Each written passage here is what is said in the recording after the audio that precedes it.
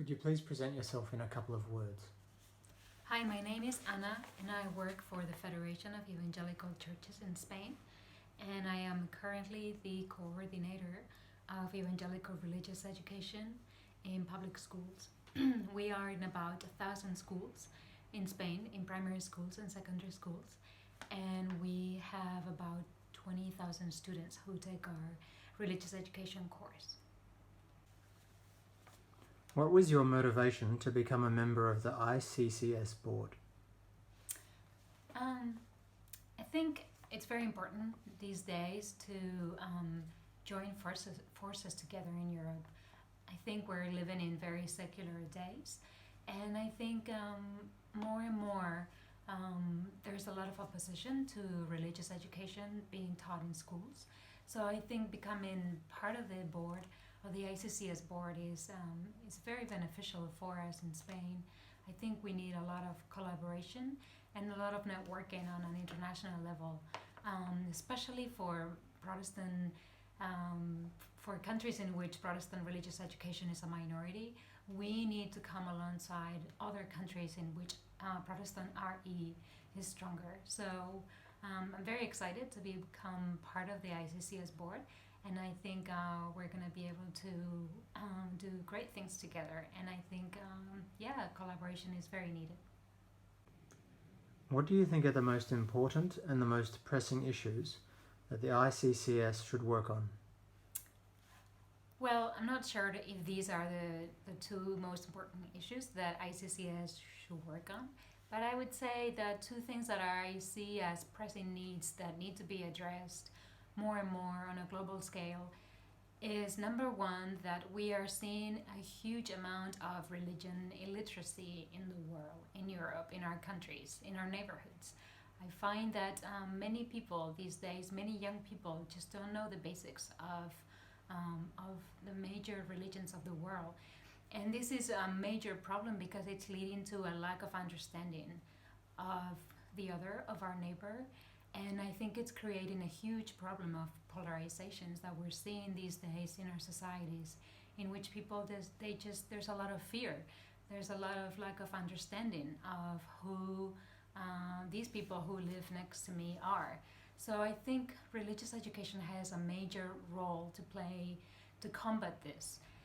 So that would be one thing. And another thing that I would say that is the other side of the coin is that religious education is key to the integration of people in societies.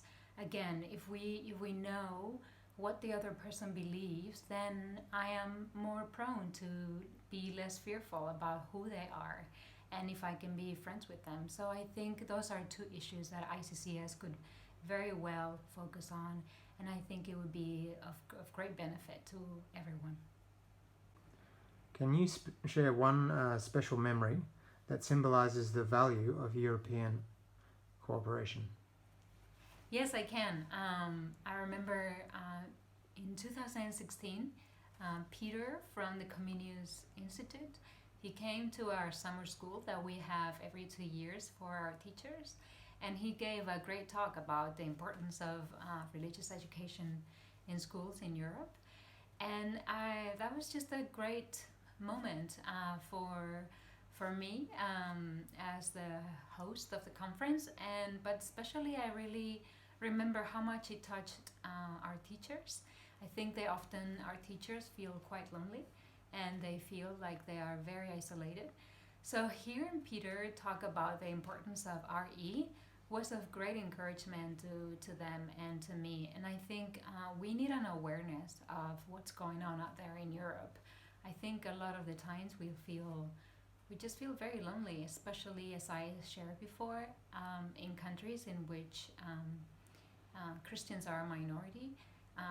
You can feel very isolated. So that was a phenomenal moment, and I think I would hope that I can do the same for others at another moment. If anything were possible, what would be your dream project you would like to accomplish with ICCS? I think simply what I would hope to achieve and what I would hope for ICCS would be to just have a great network of people who truly are in touch with each other. I think often when we come to RE, as I mentioned before, we can be very lonely, and we often don't really know what's going on in other countries when it comes to RE. So if we could really have a dynamic network of people and of coordinators who can really call each other and say like, hey, I have this interview, I have a journalist calling me, and I need this data. Can you help me with this? You know what's going on in your country, but I don't. Can you give me some data? Can you help me?